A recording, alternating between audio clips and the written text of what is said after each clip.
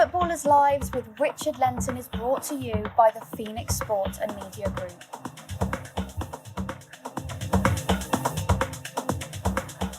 Welcome to episode 3 of Footballers' Lives. Now, I first met Andy Cole out in Singapore maybe 7 years ago. He was playing in a Legends game at the indoor stadium and he absolutely bossed things from the middle of midfield. I'd never seen him play there, and there were some serious players on show that day, but he really did stand out. I remember asking him some really bland questions afterwards, which he wasn't particularly impressed with, but hopefully the following 90 minutes are a wee bit more interesting. In fact, I can guarantee that Andy Cole was on fantastic form here.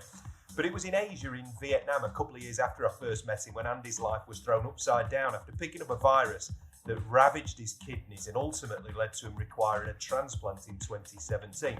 Now, I've spoken to him a few times in the past year or so. He's philosophical and positive and still a man who commands respect and isn't prepared to suffer fools gladly or otherwise. And you'll not be surprised to know he's still a man who's got an opinion or two on the game, the business and the various players and managers he's met along the way.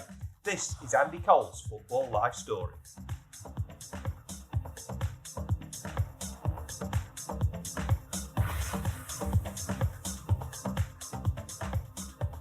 I wanted to start off, I know you've suffered more than most in lockdown, having to completely isolate. So how have the last few weeks been since you've been able to go out? An appreciation of the world a little bit? I think for me, and I keep saying, for me personally, I think having the lockdown and being locked away, I think it's given me a hell of a lot of time to go through a hell of a lot of things that I would never ever have time to think about. I think that for that aspect was really good. The last month and a half it was hard, really hard. That's when I wanted to get out and start doing things, and that's when your mind runs away with you a little bit more, because that's when I actually say, you're not normal anymore. Everyone started getting out and mingling a little bit, and I'm still stuck indoors. So that was tough.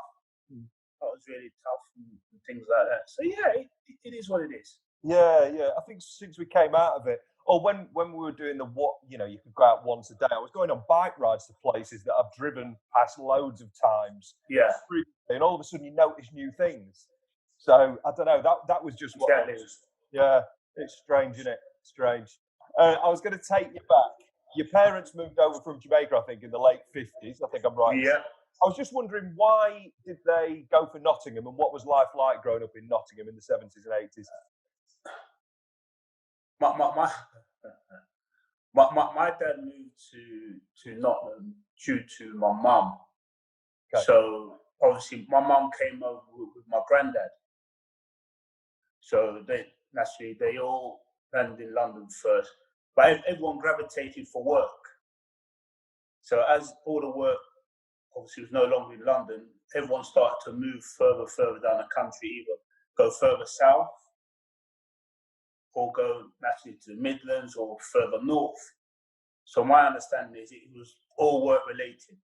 So my granddad came, wasn't working in London. One of his mates, I tried to say, right, work here.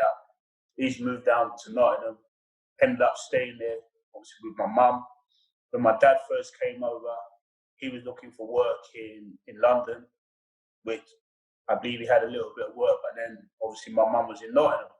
So that's when he's ended up going to Nottingham, because my mum's there. So as they say, young love, my dad was in love, and him and my granddad weren't the best of friends, but he followed his dream. And that was to be with my mum, and that's how they ended up staying in Nottingham. Right. And was he a footballer then? And was that No, my dad's got no. No, I'm not going to say he's got no interest in football. He's got a little bit now, but he's a straight cricket man. Cricket, loves the GGs as well. So yeah, that's it. So how did you get into football then? Because obviously it was the time of Brian Clough's all conquering Nottingham Forest side. Were you really aware of that, or were you looking at heroes a bit further afield? No, football, I think, I'm not even sure how I got into it. Naturally, being born in England, I obviously my dad has no footballing prowess.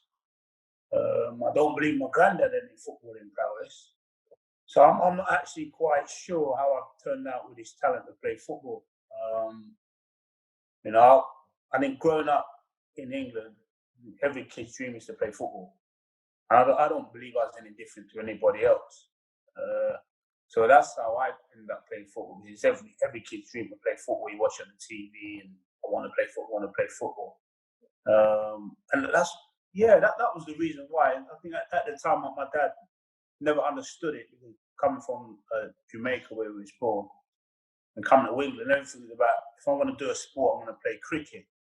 I have to play cricket because his time was what we're going through now. His time was 100 times worse coming here as a black man, trying to get work and trying to sustain a family here.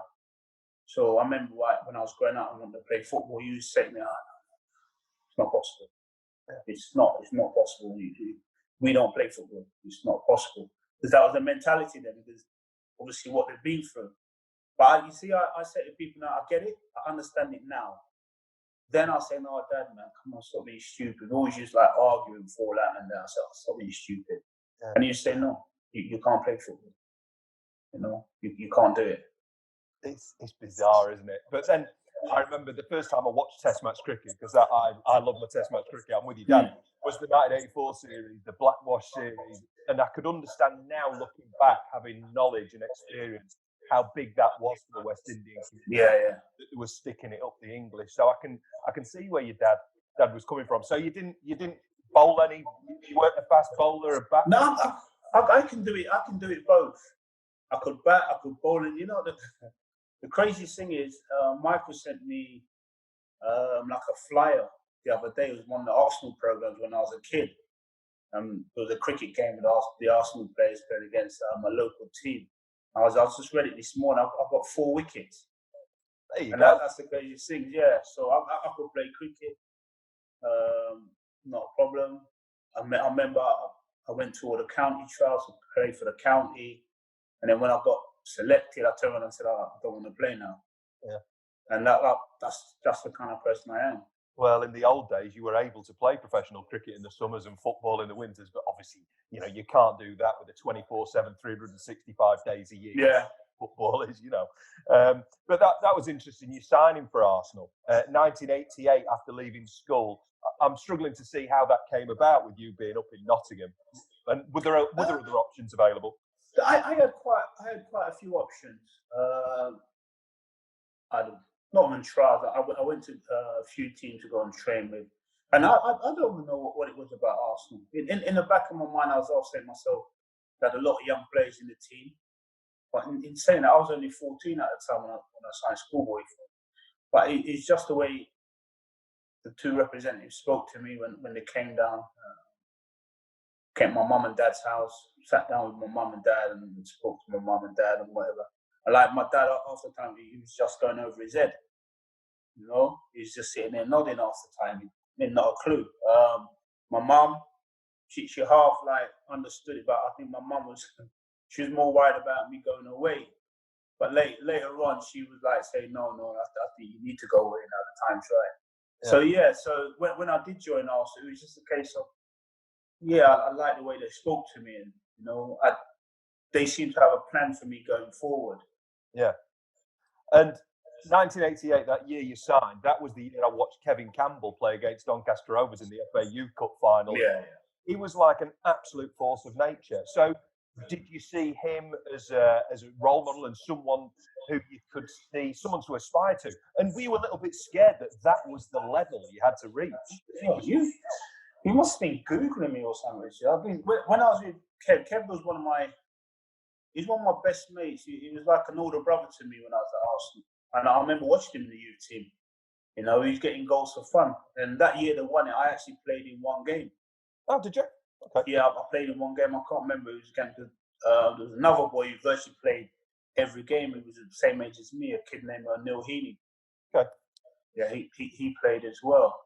But yeah, watching Kev was like, it was phenomenal at those times. And yeah, of course I'm saying to myself, naturally these are the levels I'm going to have to get to score goals in the youth team, never mind the first team. Yeah. But by the time I joined, Kev was up in the reserves on the verge of the first team, and he was getting just as many goals in the reserve team as well. you were coming through, and your progress was pretty quick because it was December 1990, 29th of December, Arsenal against Sheffield United. How did you find out you were in that first team squad, that 13-man squad for the first? I found out with the Friday. Obviously, being involved with the first team, and then they put the list up. In those days, you used to have a list of what players were involved, and I was involved. So yeah, naturally, of course, I was buzzing. I think for any kid, whatever club you sign for, you want to play with the first team. So when I got involved in that, I was absolutely delighted to have the opportunity to do it. Yeah, and coming on for Perry Groves, what do you remember of your little cameo? At the time, getting on and looking around and naturally being nervous. I've played a hybrid before, of course, but never in front of so many people. So I was a bit nervous, but then it's just one of those ones. Just go and enjoy it. Yeah. Enjoy it like you're playing in the youth team or reserves. Yeah. But I was wondering as well what the atmosphere was like around the club at that time, because I checked this, and it was only 10 days before that Tony Adams got banged up for drink driving, didn't he? So it was a weird time for the club. Yeah, it would have been. So Tony was George's, as the boys used to say, then the son of.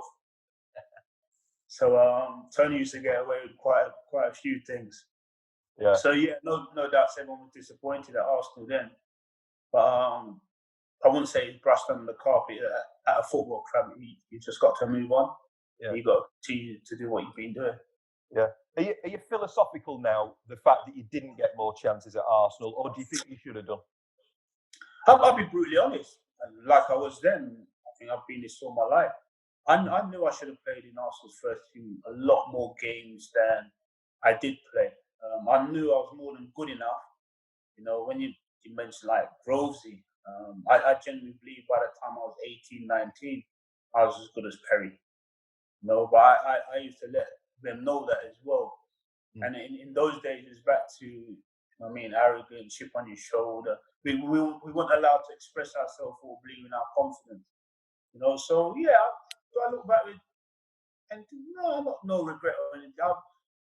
More disappointment that the management staff weren't prepared to give me the opportunity to show that I could play at a level, instead of saying, he's arrogant, he's this, chip on his shoulder, all the same kind of nonsense. Yeah. How important then was it for you to leave Arsenal and have that spell at Bristol City? And how did you approach it as well? Were you thinking to yourself, I'm a top flight player, I'm pissed off with the lack of opportunities? Or were you just still that vibrant young kid who just wanted to get on with it and play football despite dropping down a level?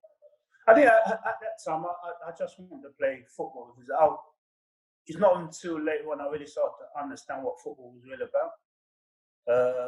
I remember before I even dropped down to play for Bristol, I was preparing for a game when I was on loan there. Pat Rice called me and he said to me, would you go to Derby? I said, would I go to Derby? So I said, is George prepared to sell me? He said to me, I'll come back to you. And I'm talking over 30 years. I've still not heard back from that phone call. So I think once Pat Rice called me to say that, I knew they were going to sell me. So moving to Bristol, I had this determination that I was going to prove everyone wrong at Arsenal. So I wasn't even fussed about going backwards. I was just saying to myself, I'm going to prove every single person at this football club wrong. Yeah, that I should have been playing Arsenal's first team. But you get all that nonsense as well when you leave, especially in those days. You're a young player and you leave and you go, oh yeah, he was this, he was that, he was this. But when you're there, no one says anything. Yeah. As soon as you leave, oh yeah, we got rid of him because X, Y, Z, and blah, blah, blah. And I was speaking to Steve Bold about 6 months ago. And he was saying that when Arsenal sold me, him, Lee Dixon, Tony Adams, said to George, you're crazy, absolutely crazy. You should never, ever have sold him. He would play in his first team, would score goals. And then not too long ago, I spoke to Wright, and Wright said the same thing. And he said he speaks to Geordie Armstrong, who's no longer with him. And Geordie Armstrong said, yeah, we got rid of him because we don't believe he would score more than 10 goals in the Premier League. What was it? 187 in the end? Well, there you go. So everyone's always got these opinions of you, but when you're actually in front of them, no one comes out and gives you that opinion until you leave, and you can't actually face them up. You know, and that's what I found funny about football later on as I got older and started to understand it more. Yeah. Did you ever speak to George Graham many years later? Maybe you scored a goal against him, or? I've never ever spoke to George like that. Wow. You know, George would come out and comment like saying, "Oh, we knew you was gonna do it." Well, if you knew he was gonna do it, you don't sell an individual. You know he's gonna do it. Yeah. So it's one of those ones. Yeah, almost like saying, "I was doing you a favour," you know, giving you a chance to do that. Oh dear me, football. You know, the more you talk about it, the stranger the little machinations are of what goes on. Exactly. Yeah, but Bristol City, I mean, you did show everyone what you could do. You scored a lot of goals, and then how did Kevin Keegan sell Newcastle to you? February '93. I had this conversation the other day as well. You know, speaking to Kevin was naturally, it was fantastic speaking to him. You know, everyone loved Kevin. Everyone knew what Kevin was about as a player. You know, playing for Newcastle legend, and he loved the play. But what swung it for me was my relationship with Lee Clark. You know, he was a Geordie boy. He loved Newcastle. I played with him many times for England and things like that. So he used to say to me, "Come on, Coley, you'll have a great time here. You know, you'll score goals. You'll love it up there. I'll look after you." The fans will absolutely love you scoring goals. And I was a bit worried. Because Newcastle was a long, long way. It was a long, long way. And I remember asking where Newcastle was. You know, I said it's a long way. And I was living in Bristol as well as London at the time, so I was up and down the road. So I've been used to that since I was like 16. You know, but from 14 onwards, really up and down from London, and then full time from then. So I was kind of like settled in London, and I said to myself, "Man, I'm not sure I can go all the way to Newcastle. Yeah. Newcastle to Bristol, Newcastle, London's a long, long way." Yeah. So Clarky really settled it for me, and I said I'll give it a go. Well, you can fly off to the Algarve quicker than you could to get to Newcastle, couldn't you? There you go. But you scored a couple of hat-tricks towards the end of that season. Did your life change immediately? Was it that kind of goldfish bowl existence straight away, or could you still pop for a pint of milk? Yeah, it was. If I was older, I genuinely believe I would be able to handle it a lot better. But yeah, I think Newcastle being that one city team, you know, the punters absolutely adore you. You do it out there, they absolutely adore you. And being like Newcastle number 9 as well, the goal scorer and scoring, but it was tough. It was tough in a good way if I knew how to handle it at such a young age, but I didn't know how to handle it. Yeah. So ultimately, the fans never leave you alone. You go to the supermarket, they don't leave you alone. You know, even if you went to the pub, you never have to buy a drink, and it went on and on and on. I couldn't get my head around it. You know, obviously coming from Bristol City where it's nice, it's calm. Being in London, you can hide, but no one really knew I was. So that was nice. Yeah. That was really, really nice. And then going from that, the rise I had from obviously leaving Arsenal, going to Bristol City, going to Newcastle was huge. But everyone's intentions would have been so positive, but I can understand how it must have felt so claustrophobic. Yeah, but very much so. I always say, I'm not into razzmatazz. You know, I'm there to play football. I play football. I go home. I'll go for dinner with my mates and we'll have a few drinks, and that's me done. You know, so all the razzmatazz, no, that's not my cup of tea. So when everyone is, he's miserable, I'm not miserable. That is not me. You know, you can adore me as much as you like when I'm playing football. That's fine. But once you come away from that, I must have the opportunity to switch off. And when people don't understand that and tell us, I pay you wages, you should do this. It's not a case I should be doing anything. I should be enjoying myself just like you are. You know, but you can't switch off from football, whereby I want to switch off. Yeah. Well, I'm imagining you went into that first Premier League season still with a little bit of that "I'll prove you wrong" mentality with George Graham, and you were super confident you've been scoring goals. Did you have any doubts whatsoever that you could cut it in the Premier League? Yeah, when you first go into the Premier League, but I've never been at that level before, and there's quite a few of the boys who've never played at that level before. So naturally, it's not like this is a championship now. Division 2 then. No, Division 1, sorry. Back then. Yeah, you go in there, you're curious, you're a little bit worried that it's a bit different this is going to be, because this is the creme de creme now. But once I got up and running, I got my first goal in there, I never really thought about it. I always say, when I was at Newcastle, I played at Newcastle, I was playing football with my mates in the park. I wasn't fussed about it, never really thought about anything. Go out there, do what you got to do. I mean, get showered, travel back on the coach with the boys, go home or go out with my mates. So that was just the way I looked at it. I mean, people might turn around and say, "Oh yeah, he's anti-social." I wasn't anti-social at all. I was just looking at, well, this is something that I love. I'm really enjoying it. But if I'm going to come away from you, I want to be with the people that I really know, which are my mates, and they understand me. And then my mates every time I say, "Oh, he's anti-social." I mean, he just said that's the way he is, and he's not a problem. Yeah. Brilliant first season, about 34 goals. Came completely out the blue to people who've not seen your journey before. How important were two key factors that I saw? Peter Beardsley, that partnership, and also the way Kevin Keegan approached the game of football. Quite innocent in a way. Yeah, Peter was one of the best players I played with. Football intelligence. He had everything. He had everything in abundance. You listen to all these people talk about all these players, and now you turn and say Peter Beardsley was doing that how many years ago. So I'm not really into what people say about certain players now. I say, "Oh, this." Come on, man, this guy was doing this over 30 years ago. 30 years this guy was doing exactly the same thing people are raving about now. I look at Peter, and Peter was obviously before his time. You know, there's some of the stuff people talk about in between the lines, getting on the half turn. Peter was doing that in his dreams. You know, that's how good a player he was. So that was, for me, that was football education, playing with him. I learned a hell of a lot off him.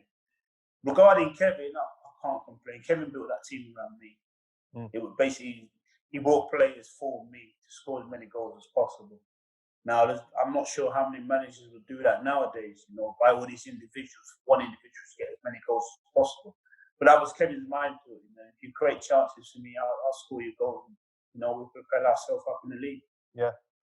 Did Kevin know that you were struggling with the claustrophobia at Newcastle? Because there were one or two rumours that you were thinking about leaving in the summer of '94. Yeah, Kevin knew. Kevin knew. But because Kevin's persona is, right, come on, yeah. As you call him, the Messiah. Come on, all the fans, yeah, come on. Come to training, yeah. You can come to training 4 days a week if you want. There could be like 3,000-4,000 people at training. You know? So Kevin wanted to get all the fans on side or whatever. What Kevin didn't understand, or didn't want to understand, everyone's not like Kevin. You know? I mean, we've all got different characters for a reason. Whereby Kevin saying, yeah, more. I'm saying, no, less. You know, so that was difficult. He always used to say, you have to sell yourself to the fans. And I said, no, I don't need to sell myself to anyone. You know, I play football, that's what I do. Once I leave at 4:45 or whatever, if I've made them happy, I'm more than happy. Let me go and do what I'm going to do now. So that was that. That was that, to be fair. When you say I was talking me leaving, it was talking me going to Tottenham. And I kept saying, no. The only club I'd leave Newcastle for is to go to Man United. I always want to play for Man United. So I knew when they were saying, Tottenham are paying a £5 million bid and all this kind. I knew they could pay whatever bid they want to bid. You know, to move back to London at that time, yeah, it would be lovely. I mean, but I had bigger thoughts. Yeah, moving back to London and going to Tottenham, because I looked at Newcastle then as the money they was pumping into the football club and bringing better players. They had a chance of winning something. Oh, definitely, yeah. So how should Kevin Keegan, the club, yourself, have handled that January 1995 move to Manchester United? Because there were loads of rumours that subsequently came out that you were disrupting training, you'd not gone in for a couple of days. Was it all the usual football nonsense? Yeah, that was definitely football nonsense. The only time I never went in there was when me and Kevin had a fallout and he told me to do one. Yeah, so I said, not a problem, I'll do one because I'm not having anyone talk to me like that. So, went back to my room, got showered, got changed, packed my bag and left the hotel. And Newcastle were going to play. Who played? It was Wimbledon in the League Cup on the Tuesday, and this happened on Monday, and I just left. Yeah, I went missing for about 3-4 days, and that was really the end of the relationship between me and Kevin. You know, because Kevin never forgot that. Even if I went back and, you know, continue to score goals, sign a new contract, I look back now, and that was the end of the relationship, because Kevin was never the same after that. You know, not towards me anyway. You know, he might say, "Oh no, Cody, I was exactly the same." He wasn't, and I understood. Are you okay with him now? Do you ever see him or? Yeah, me and him are fine. Me and him are fine. You know, we have a laugh about what he has a laugh about it.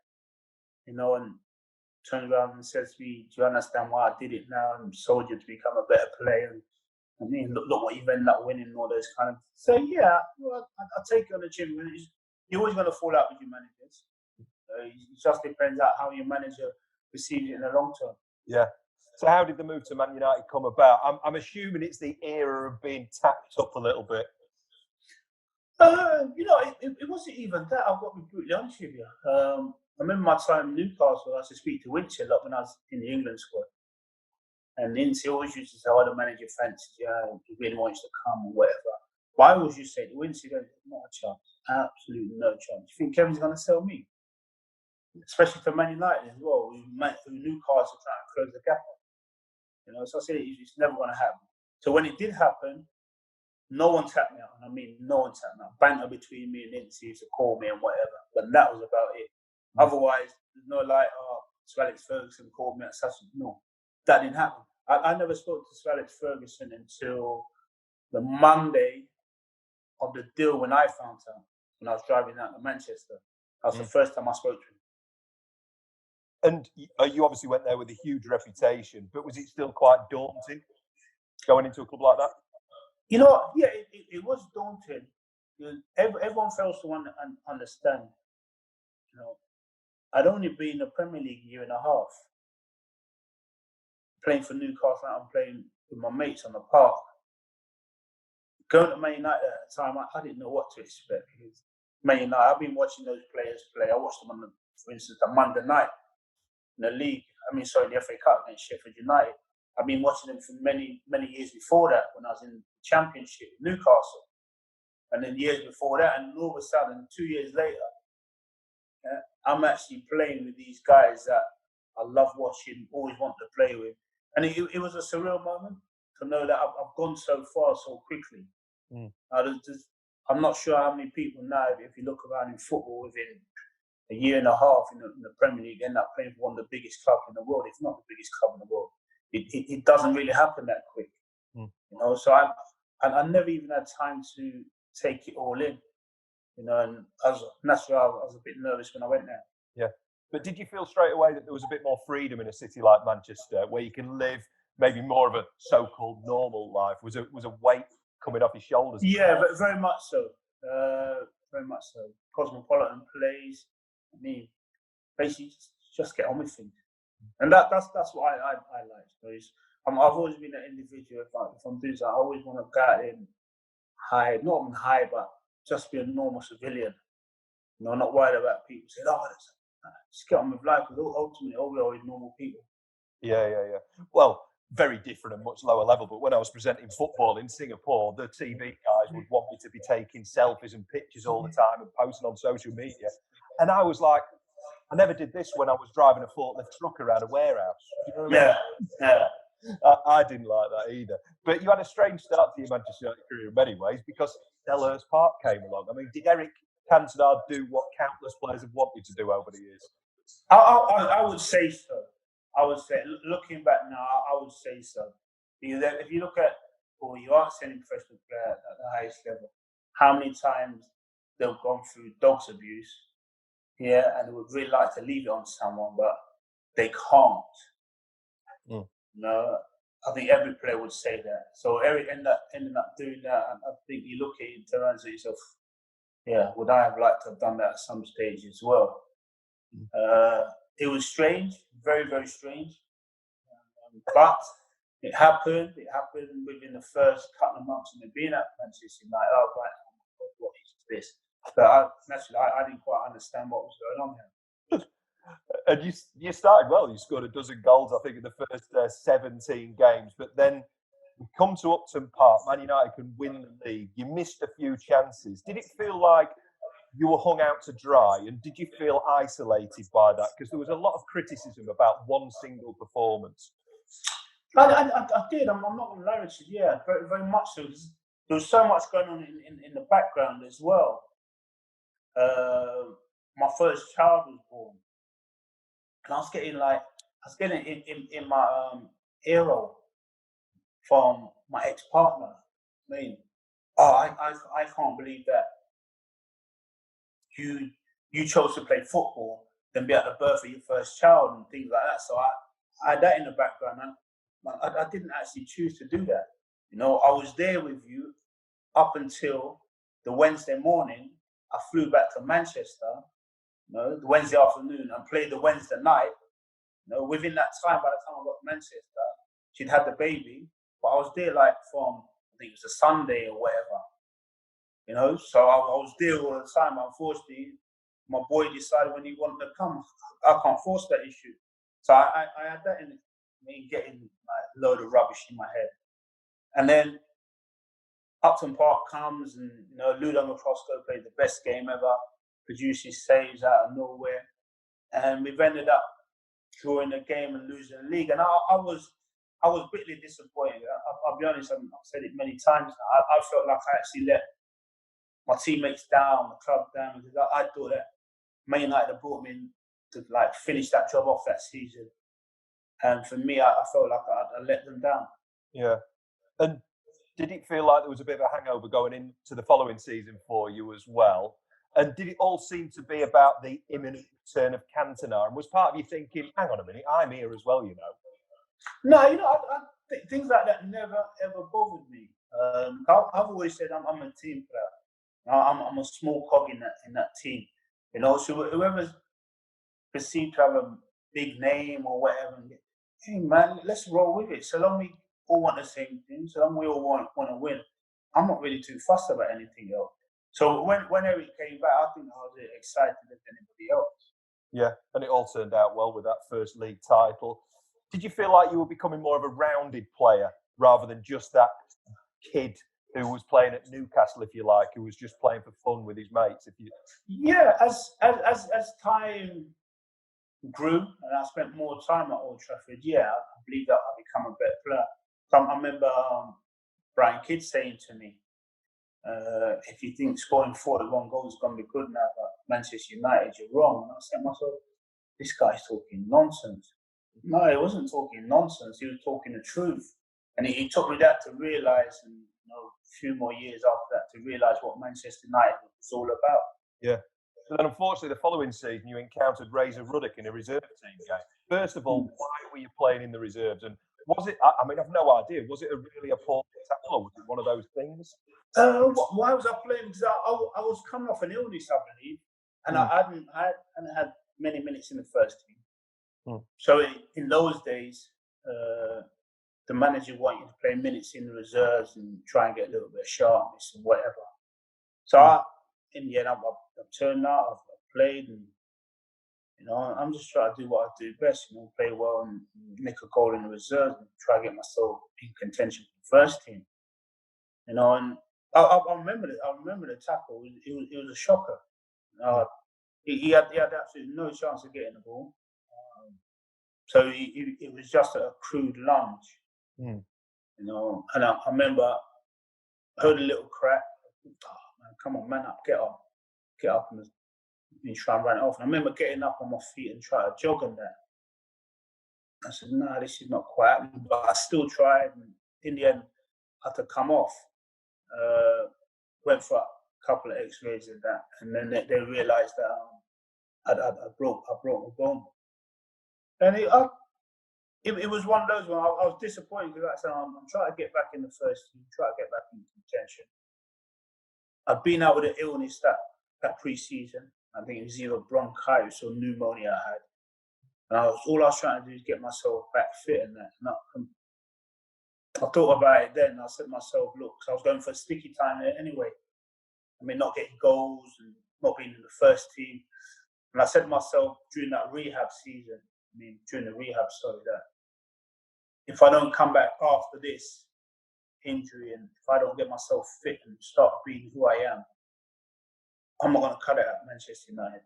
And that's what I said to myself. I will not cut it unless I come out this injury a hell of a lot stronger, mentally, physically, and decide that just have to go back to basics and start being you. Well, yeah, psychologically, coming back from injuries like that must be really tough. And then United have signed Dwight York. People were saying to potentially replace you, but then you get an opportunity to partner him and never really look back. Why did it click so well between you and Dwight? Well, it clicked because we're polar opposites. And it's one of those ones, I was speaking about this the other day as well, it's one of those ones, it's two people who are not even supposed to get on. Because we are so opposite, people actually would turn around and say, well, why do you two get on so well? You're not alike at all. No, we're not. But we understand each other. And once you have that understanding, that's the way it should be. And I sum it up now. It's like that life partner you come across. You might come across the individual in life, and you tell us, yeah, that individual's for me. You might not talk all the time or whatever, but at any stage that individual is the right individual for you, and that's me and Dwight. So it was perfect, even if it was never meant to be. I think if Cliver had not gone to Barcelona and come to Manchester United, I wouldn't have been there. But me and Dwight, I'd say it was sent from the heavens. It was just meant to be.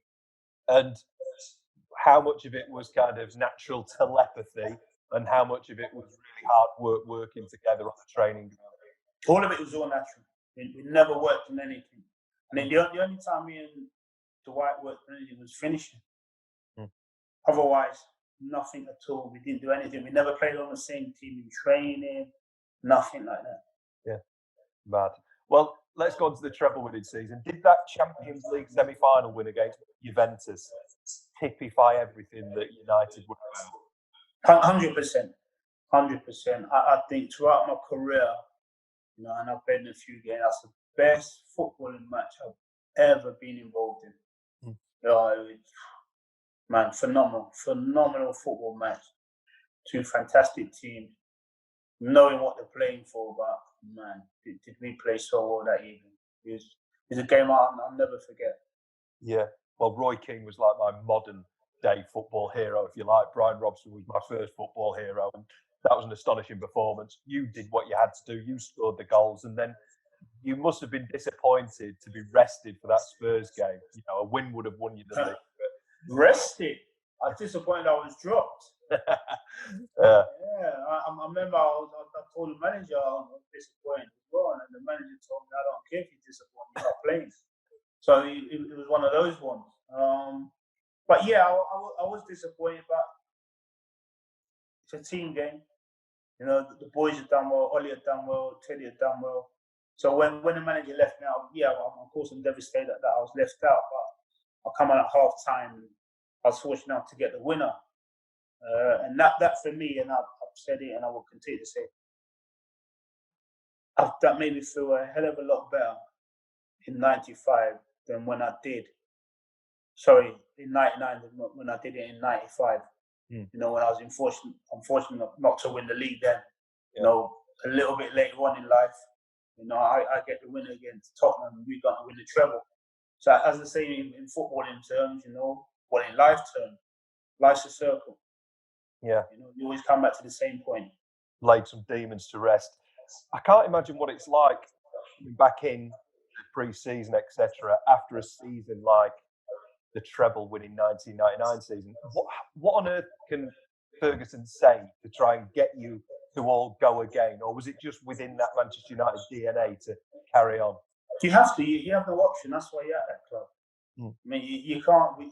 We always used to say at Manchester United, you don't have a weekend off. Not this football club. There's no weekend off. So if you're playing Arsenal this week, and you're playing Bolton next week, Bolton are going to play like Arsenal did the week before. Norwich will play like Arsenal the week before, or Chelsea, or whoever it is. So there was no weekend off because everyone wanted to beat Manchester United. So we always knew we had to be in tip-top condition to win those games. And that's what I love more than anything, because you knew whoever it was going to raise the game against Manchester United. Yeah, and you still won plenty more trophies there, but then Ruud van Nistelrooy came along. You'd had challenges for your place before, but this time did you think, I might be fighting a losing battle, or did Ferguson say something to you, or did you feel like your time had come to an end? Yeah, I felt like I was going to be fighting a losing battle. The manager wanted to play a different system in Europe. And when you have trouble like Man United, of course you want to play against the best European teams. You know, that's what it's about as well. Not playing on the weekend against, not being disrespectful, a Wigan or a Bolton and get yourself a hat-trick. And know you've got Real Madrid on a Tuesday or Wednesday night in the Champions League, and know you've got me on the bench. I mean, that's not a nice feeling. And that's where I was at. And the manager was really, really good. And I've said this many times, the manager was brilliant with me. And I remember I kept saying to him, look, I need to move on. I want to try getting the World Cup squad as well. And he kept saying to me, no, I'm not selling you. I'm not selling you. He said, you can make as many noises as you like. I will not be selling you. He said, you'll get your games. You will get your games, and you will get yourself in a World Cup squad. You will get your games. But I'm an individual that I have to look at myself and turn around and say to you, if I'm not giving you 100%, I'm giving you nothing. Yeah, that's my mentality. I actually feel like I'm stealing a living. And that's why I kept saying to the boss, I said, no. He kept saying, no. And then one day he said, no, okay, Holly, I know what you like. I know you want to play. Yeah, I know you're not an individual who wants to sit around and kick your heels and that. I'll sell you. And it was like that. And he said, you can stay as long as you want. I think I had like 3 years left in my contract. Basically said, you can stay as long as you want. So he never forced me. It was one of those ones when he came and said, Cole, I've got an offer for you. I'm going to sell you. Mine was totally different. And you were pretty much at the peak of your powers as an all-round player. I think you were only 30. So were there on the table apart from Blackburn? And was Blackburn more of a geographical choice? At that time, yeah. At that time. But looking at it now, I think I was kind of shoehorned into it as well. You know, the guy who represented me at the time had a comfortable relationship there. And do you really want to move at the moment? I said, no, not really. The kids were young at school. My son was playing football as well. And I said to myself, I actually want to disrupt all that. So I was kind of shoehorned into it. But even if I was shoehorned into it, I enjoyed being at Blackburn because it's a nice, proper football club.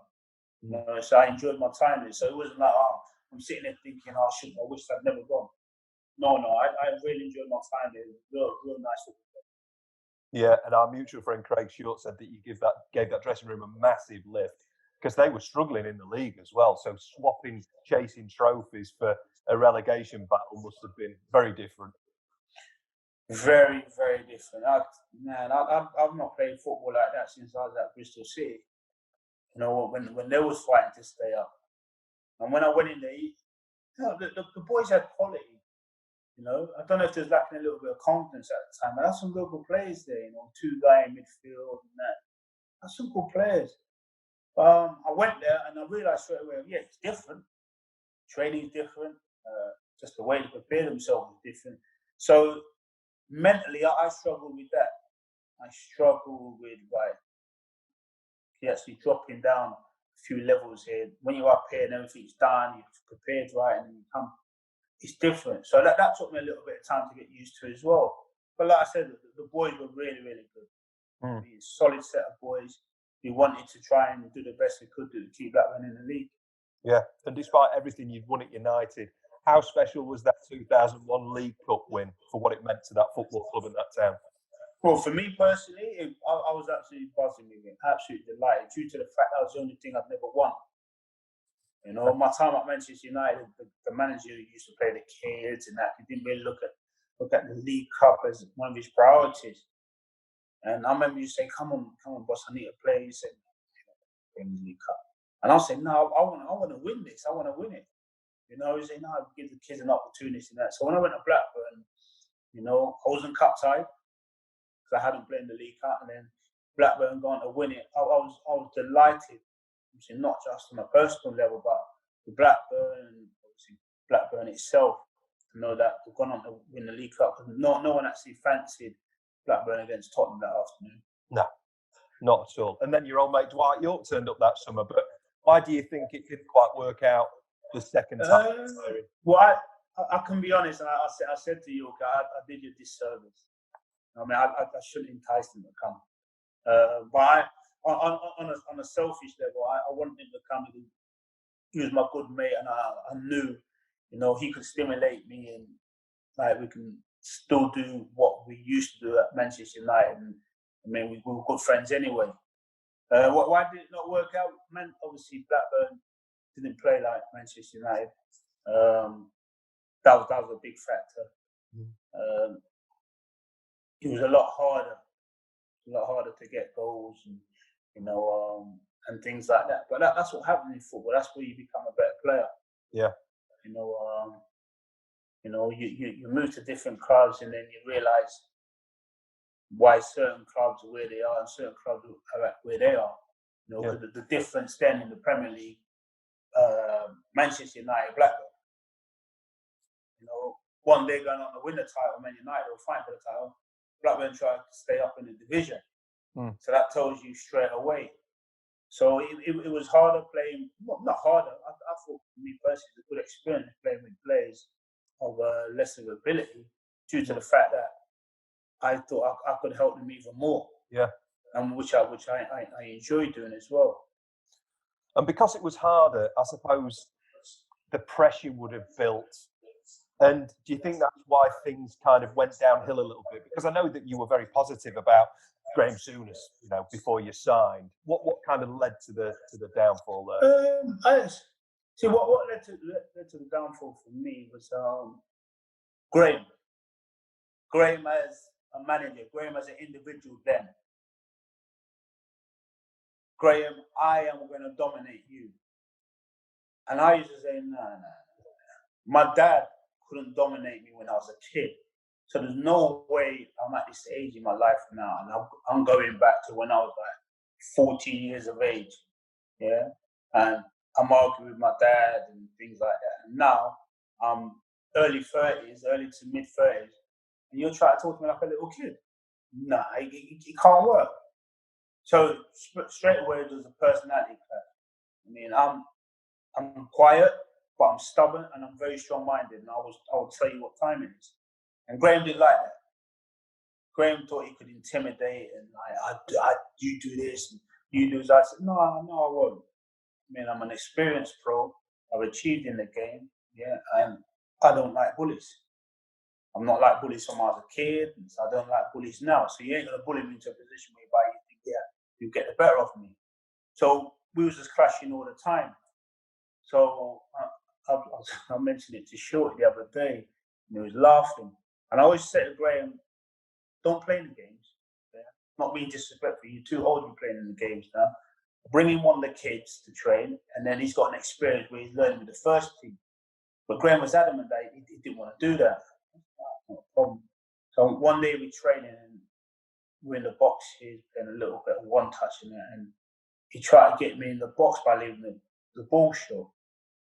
So I said, no, I can't have this no more. And this has been going on for months, and the mist just descended on me. So I started walking over to him and saying, look, we might as well just settle this now. We might as well settle this straight now. So I started walking over to him. He's walking over to me. And then all the lads had grabbed me. And I said, so why is everyone grabbing me? And they said, no, Coley, leave it. I said, no, I can't leave it now because I've left it too long. And the more market going, the more market getting straight. And that day, everything came out. And I just want to have a tear up to settle it. Win, lose or draw, it didn't matter to me. Let me just get my frustrations out on this guy, and then whatever happens after that happens. So naturally, that didn't happen. He left me out of the team quite a few times after that. Didn't really speak to him. Want me to apologise. I wouldn't apologise. He wanted me to say, like, I apologise, I'm sorry to... So I used every word which didn't have sorry or apologise in it to make this apology. So I used to skirt around everything. And even the guy representing me said, no, you can't. I said, I'll do what I want to do. Because if they want to sack me, they're going to sack me anyway. I'm not holding really fast. So the relationship couldn't be repaired. I remember one evening, I was at home and I called John Williams. I said to John Williams, John, I have to apologise, but there's no way this relationship can be repaired. I think ultimately in the end, you will have to sack me. There's no way I can repair this relationship with Graham, and pretty much we're going to end up coming to blows. So you have to make a decision now. You, not Graham, you have to make a decision if you want to sack me later on, or you're going to turn around and say, okay, we did the right thing. We just let Cody go on a free transfer. He'll get on with his career, and we try and keep a happy camp here. I genuinely didn't know that story. I knew the story about him trying to break Dwight York's leg in training. Was that true? Yeah, that one was true as well. Like I say, with Yorkie is the most placid man in the world. I'd never ever seen Dwight get angry till that day. And that's the craziest thing. He used to laugh at me because every now and then I used to blow my top and he used to laugh at me. But I'd never seen him lose his temper, and that was the only day I seen him lose his temper. And I said to myself, he's pushed me out really, really far for him to lose his temper. Because I know Dwight so well. I said to myself, when Graham did that tackle, I thought, oh, yo. And then when Yorkie did it on him, I thought, yeah, Yorkie very upset now, really upset. I mean, he just turned around and said, come on, let's keep playing. Let's get on with it. So when he said that, I knew then, this Yorkie's lost the plot here. It's coming on top. So that relationship, just finally, is that relationship like with Kevin Keegan where you're okay now? Or is that one that was definitely Yeah, I am so stubborn.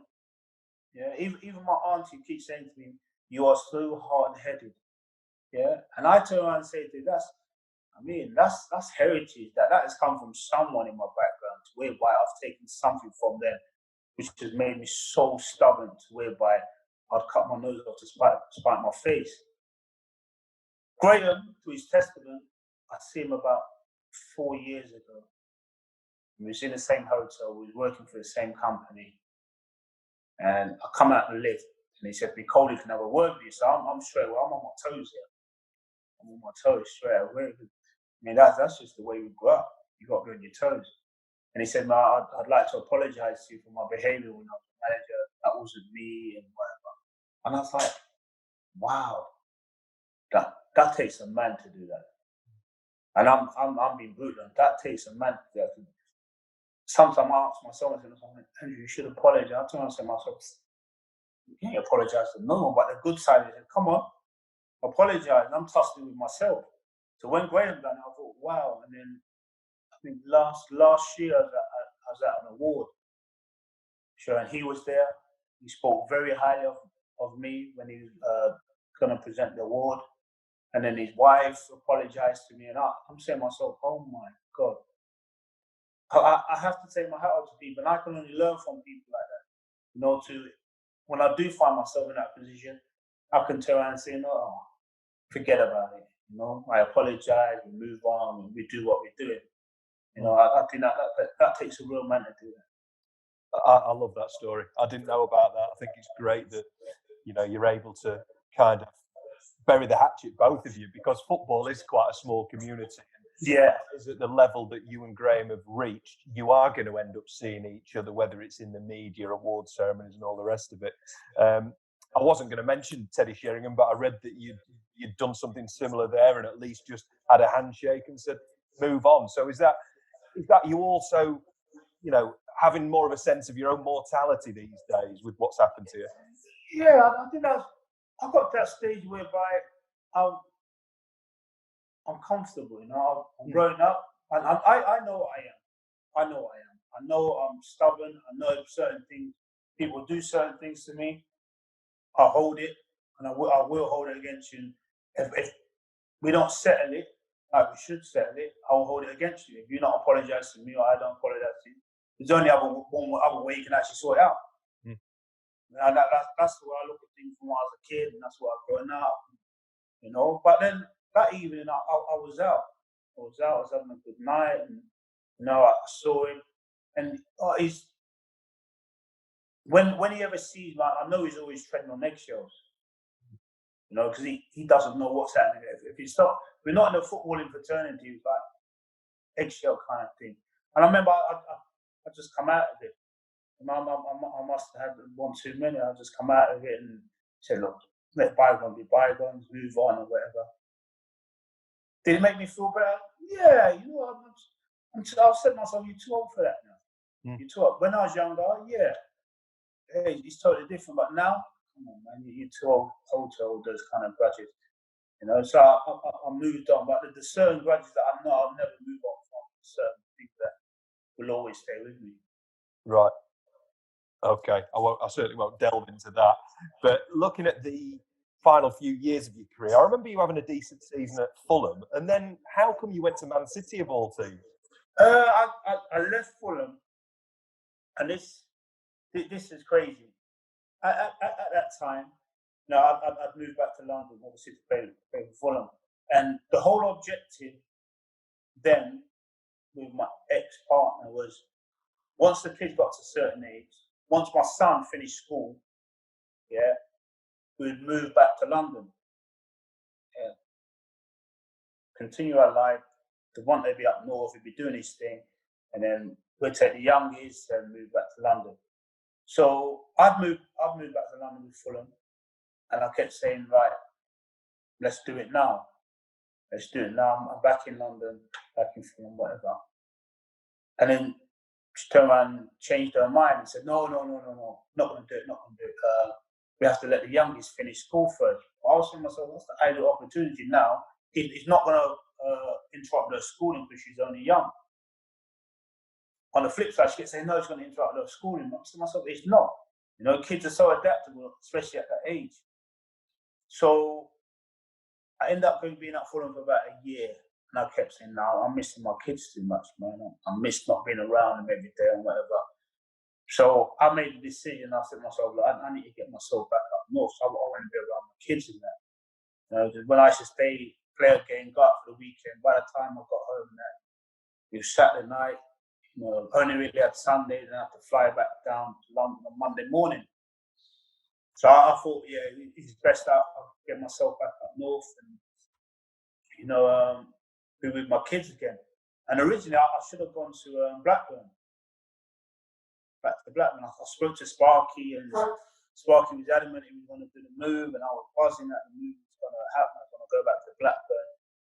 And then I remember I was on pre-season tour with Fulham, and it come out that Sparky had signed Craig Bellamy. And I thought, yeah, okay, I understand that, Craig Bellamy. Then I realised Sparky said to me, oh, Coley, I can't do the deal. I spent all the money on Craig Bellamy. And I was like, oh my God, what am I going to do? So when the Man City thing came out, I thought about it. I spoke to a few people about it. But then I turned around and said to myself, this is about my kids now. It's about my family. Yeah, I'm not happy being here by myself. I miss my kids. I'll have to take it on the chin, you know. Yeah, I know I played Manchester United. I mean, people perceive me as whatever they perceive me as Manchester United. But sometimes, you know, loyalties have to get divided for family reasons. And my children mean the world to me. So that was the decision behind that. You know, and in the end, it worked out well. It worked out well for me. I went there, I scored goals. You know, I believe I've never tarnished the situation with Manchester United fans. Many fans don't even talk about it. So I turned around and said to myself, look, so I dodged the bullet there. Yeah. So why then leave? Because you were doing well at City. I think it was it Portsmouth next? Yeah, I was sold a Harry's dream. Oh man, if there's one thing I would change in my career, I would never ever take up a Harry's dream. I was there, and in my mind, I said, get to 35, I'm done, I'm happy to retire and to ride off into the wind. I'd most would have disappeared and no one would know where I was. That was all my intentions.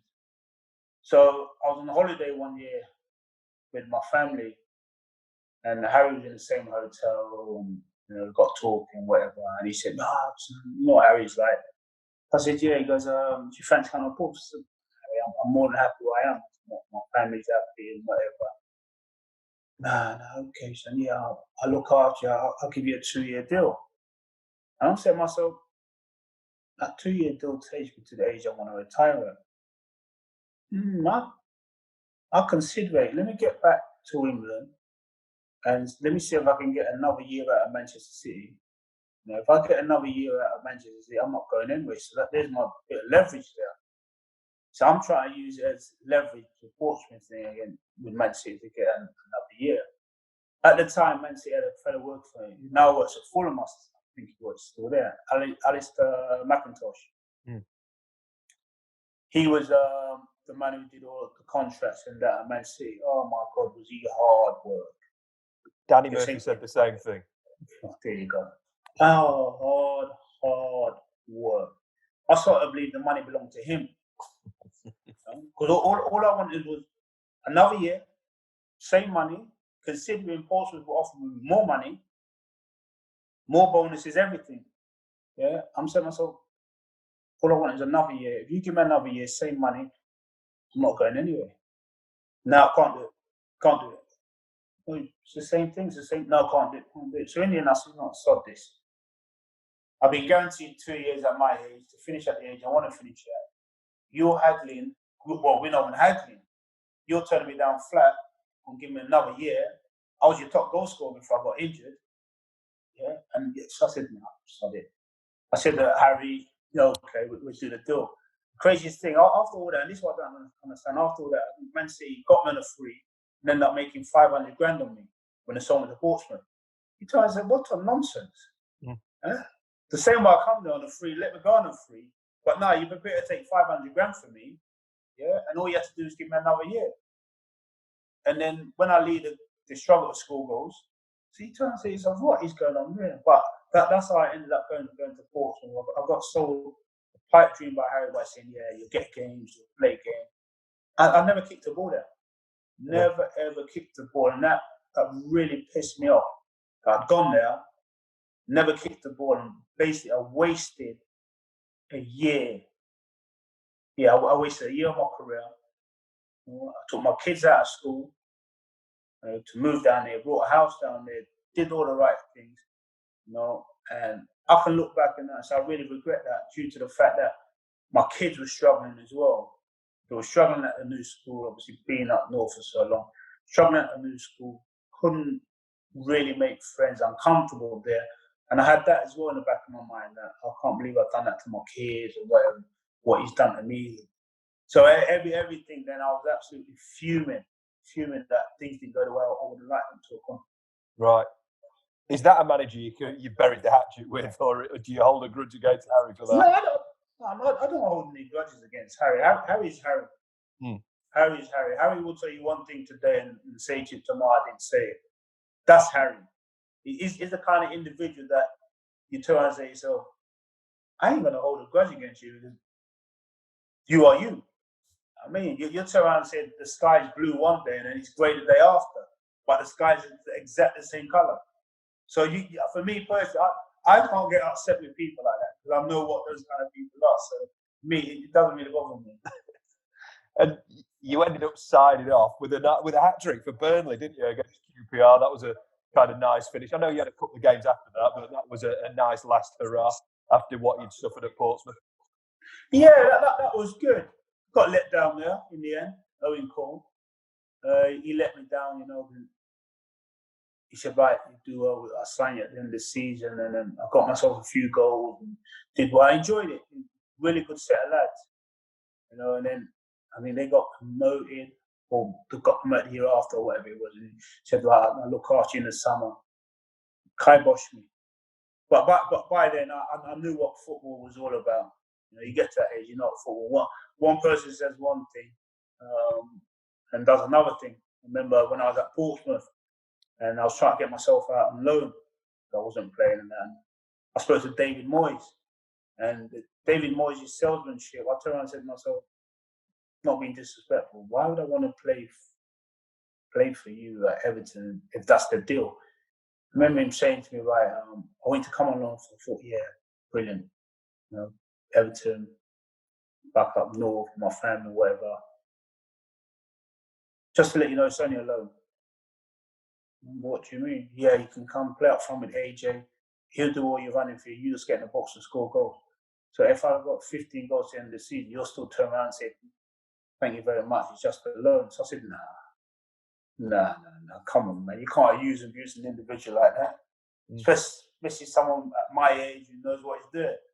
So that's why I turned that loan down to go to Everton and ended up going to Birmingham on loan with Brucey. Right, okay. So there was no thoughts at the end of that final season you had about trying to get another contract somewhere, go abroad or whatever. That's it. You were done at that time.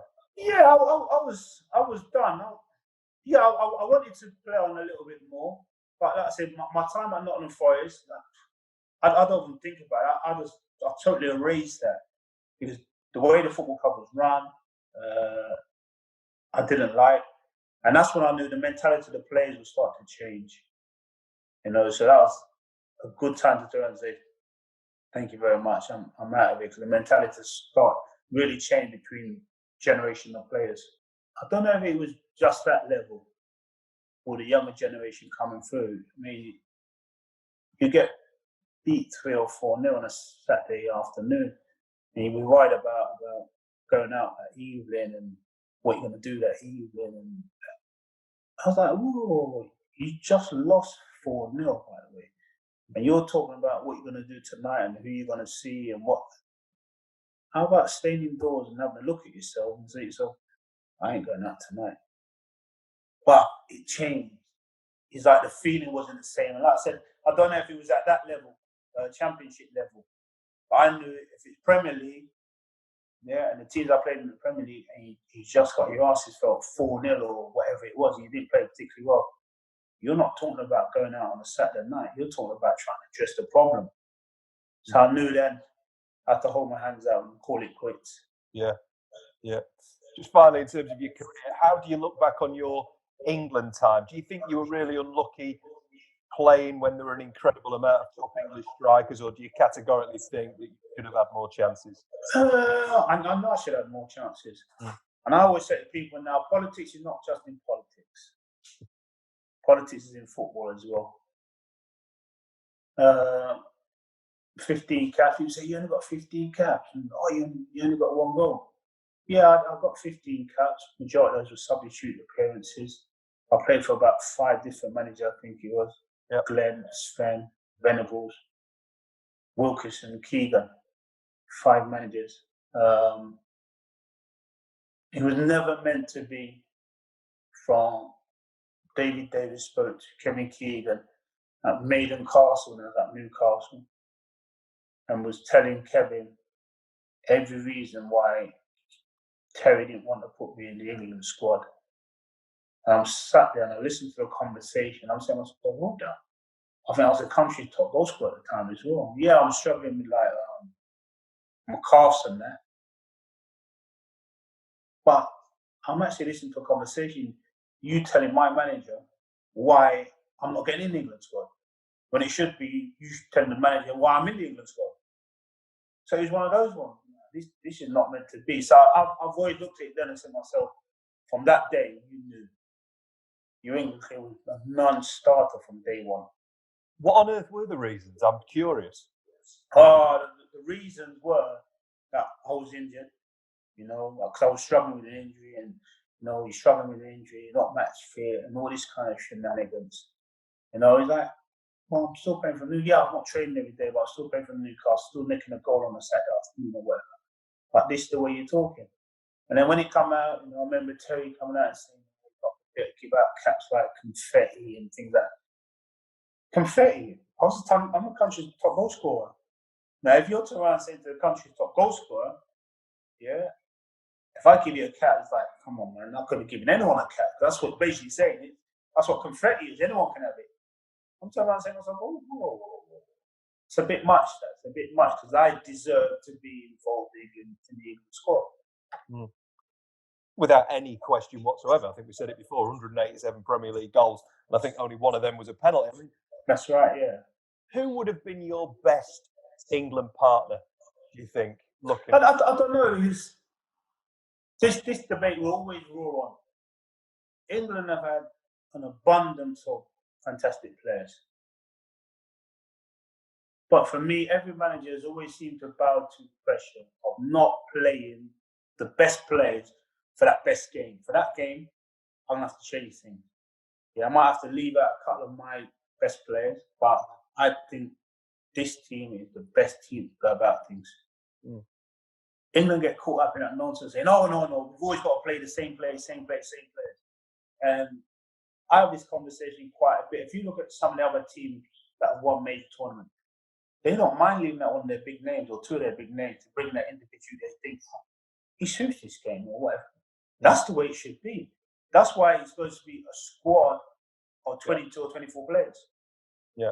Not just, I've got 22 or 24 players, but these are my 11 that start every single game. Yeah. But if that's the case, leave the rest of the players at home. Yeah. Yeah. And you just deal with those 11. It's like you only bring the rest of the players to train. Yeah. Come on, it's ridiculous. And I think that's where Gareth's got it right now. Because Gareth's more than prepared to say, okay, not a problem. Sterling won't play today. I'll play Sancho, or Ali won't play. I'll play Dyer or whatever. That's what England and all the rest of the nations are supposed to be. Not like the club situation, which it was when I was playing. You already knew the England team. It didn't matter what you did. You already knew the England team for the midweek friendly or international game. You always knew it. Yeah. Things never changed. Well, just to highlight that point, they showed the England-Germany Euro 96 semi-final game the other day. I didn't realise Terry Venables did not make a single substitution in 120 minutes. There you go. There you go. And ultimately, every game, especially a game like that, some stage you got to freshen it up. Someone you got to say, well, he can bring a little something else. Maybe he can do this. So that tells you. Do you think if you'd gone a year without scoring for England from 1995 going into the build-up of Euro 96, Terry Venables would have kept faith with you like he did Shearer? 100% no. 100% no. I mean, if you did a poll on this, yeah, the answer would be no. If there's anybody else, no. No. And like you already touched on, there's a hell of a lot of good centre forwards about, but it was all perceived not to be good enough to play. Yeah. You're only going to be good enough to play if you're given an opportunity. That's like anything in life. You've got to give someone an opportunity. And I'm not talking about, I'll give you like 2 games. 2 games is nothing. You need a run of games. You need obviously about 5 to 10 games to beat that. So, okay, yeah. Well, we give him a 10-game run and he's not good, or we give him a 10 game, look at him fly. You know? Because I say to people when they ask me, you didn't play for England. I said, play for England. I was playing Champions League football for Manchester United. And if you look at my record with Manchester United in Europe, no one could ever turn around and say he wasn't good enough to play international football. I was playing against better players in the Champions League. Yeah. And scoring goals. So that is always my argument. Oh, I'd argue the same. I think Champions League football is the pinnacle now, isn't it? Yes, 100%. Yeah. 100%. Yeah. Well, just finally then, obviously, I know the last few years have been really tough health-wise, but you must be so proud of the Andy Cole Fund. And can you tell us more about how that helps people in terms of organ donation? Because I didn't realise, I never thought about the extra things involved with organ donation and the kind of mental health related factors to it. So can you tell us more about that? Yeah, I'm delighted I've gotten involved in that, to be fair. I had a conversation with Sandra maybe two and a bit years ago. And she said to me, would you be prepared to get on board and obviously help in kidney research and that? I was going through a time in my life that I just about wanted to help myself. So I'm not sure if I wanted to help anybody, you know. But the more I thought about it and the more I spoke to her, I said, give it a go. Give it a go and see where you end up at.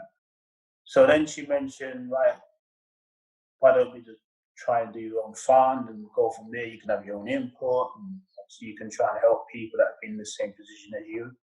I said, yeah, let's go for it. Because I knew then what I was actually going for. And I never understood this illness. Now I still don't understand it. The mental torture you actually puts yourself through is unbelievable. But no one actually knows why. We all feel the same.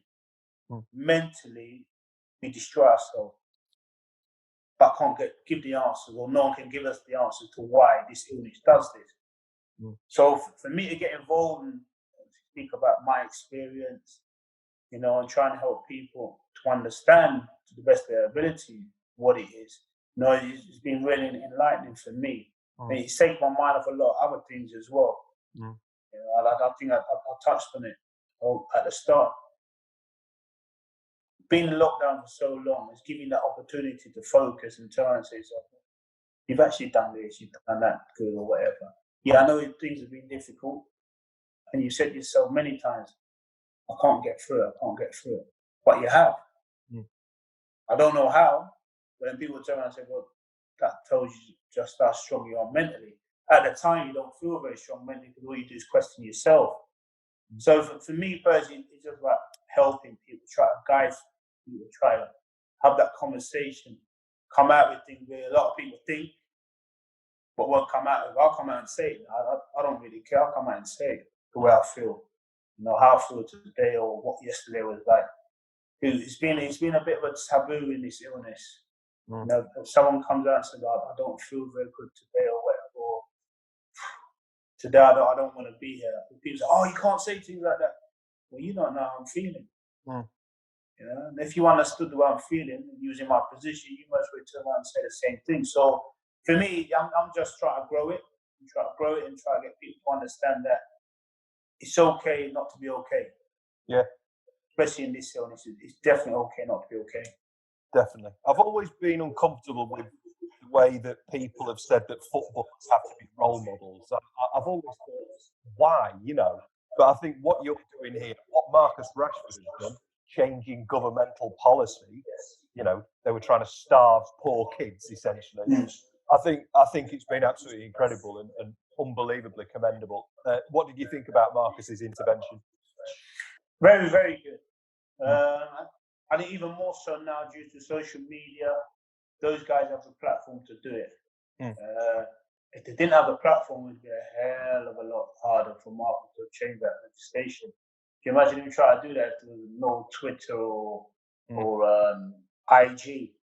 I mean, the government would be batting him off. Oh, nonsense, you know, but they've got no opportunity, they've got no chance, they have to do it. There's people looking out to her and say, oh, hello, all these kids that can't have school dinner or whatever in the summer. As a government, of course, you've got to do something about it, you know? And what Marcus has done brilliantly, he's highlighted that by saying, look, I've been in that position myself. No, now, if I've been in that position, I know what it feels like. So I want to try and help others not to be in that position, you know? And that's commendable to him, his team, obviously his family as well, that he's been more than prepared to come out and talk about it. And on the flip side, that's what I'm prepared to just come out and talk about it. I'm not really fussed what people want to say and turn and say, oh yeah, but we've heard it all before. You most probably have. But no 2 days are the same. No, absolutely. And just finally then, football-wise, you had a taste getting back involved with Sol as striking coach at Southend. I don't know what the situation with that is at the moment, you know, with Sol having left, but did you enjoy it and what aspirations have you got, if any, football-wise? I love it. I love it. I had this conversation with Dwight last week. I loved it.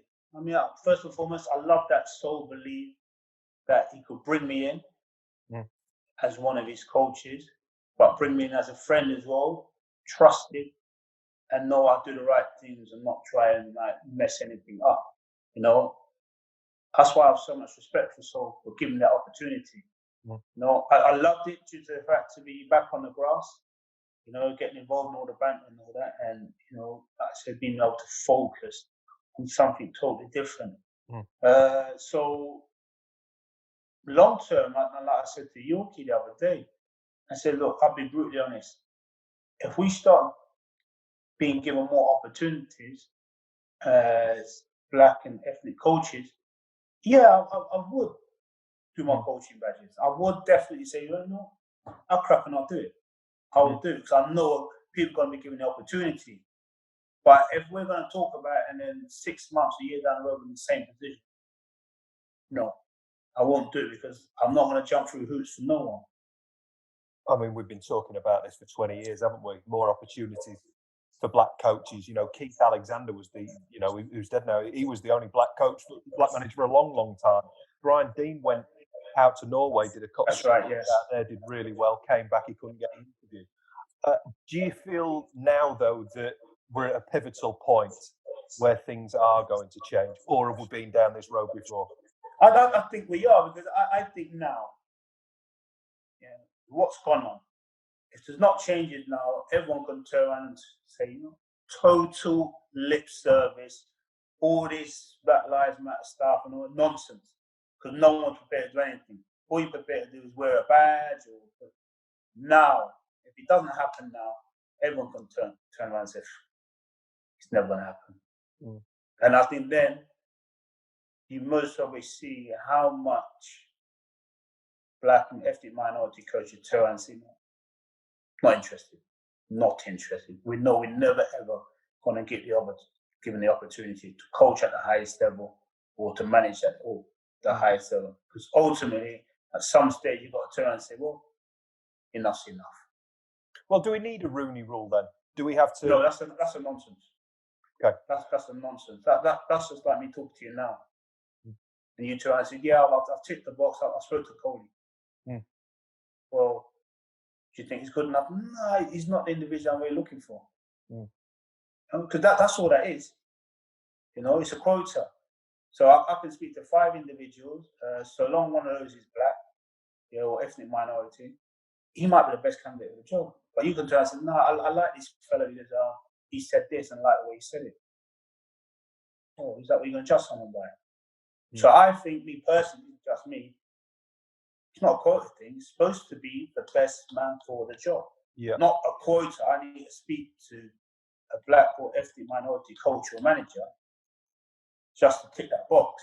But knowing that I'm not going to do the job anyway, but I've ticked the box. There's got to be more to it. Yeah.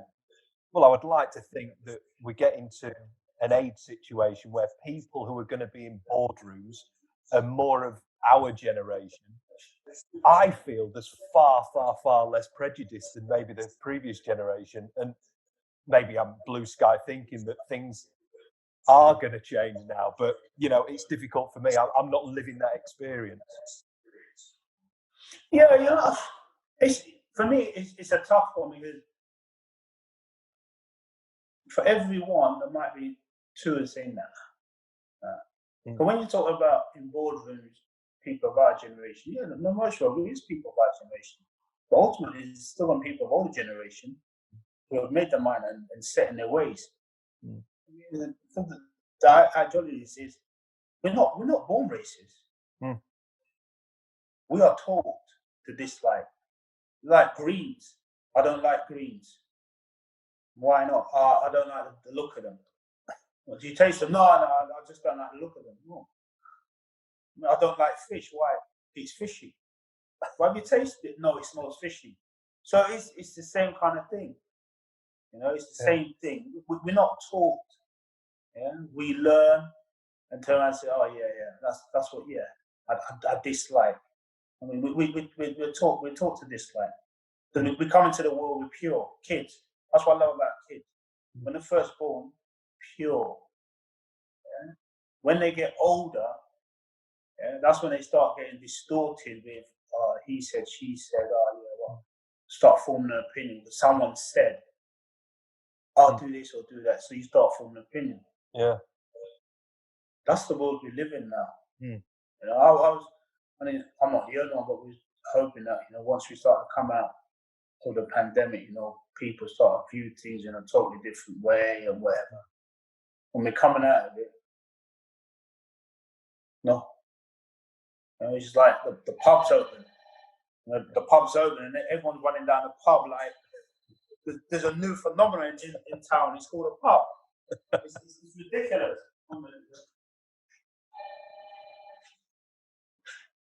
So that's our stubbornness. I mean, the pub. I'm looking at clips and people down the pub and then they're loading up the table with, like, 5, 10 pints. You turn and say to yourself, whoa, 1 minute. You went down your local off-license or Tesco or whatever, you can buy exactly the same thing. So what is it? I mean, why is everyone running down the pub like we've invented this new phenomenon? It's called a pub, yeah, and everyone go down there. You drink as much as you can, yeah, as quick as you can, and then get lamps. Come on, we're supposed to be better than that now. Yeah.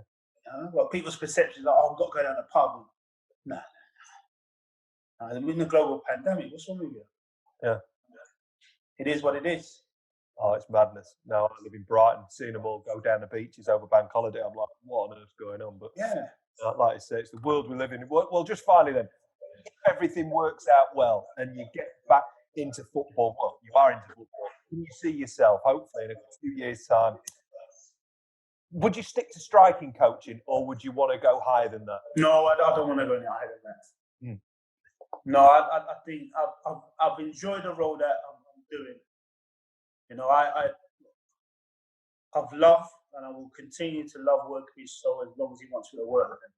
Yeah. You know, but sometimes I even say to him, look, I've known you a long time, bro. Sometimes, man, you got to take it easy. You don't need to stress as much.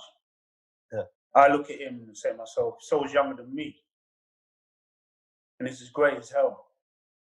And I'm saying to myself, and do you want to put yourself in that position? I mean, with your illness, with stress makes your illness worse. Why would you want to put? So I say no. I'll enjoy doing my 2-3 days a week, you know, having a laugh and joke. But no, I know that I can step away and have those 2-3 days to myself. Yeah. You know, that's why I've enjoyed it as well, knowing that 3 days in, I can come out for 3 days and I can switch off from it. Sounds like the perfect work-life balance to me, Andy. Yeah, I'm trying to get that. Oh, thank you ever so much. I mean, sorry I've taken up so much of your time, but I really enjoyed every second of that. That was brilliant. No problem. Thank you so much. Have a wonderful weekend, mate. Same to you. Cheers, Rich. Bye. Okay, bye.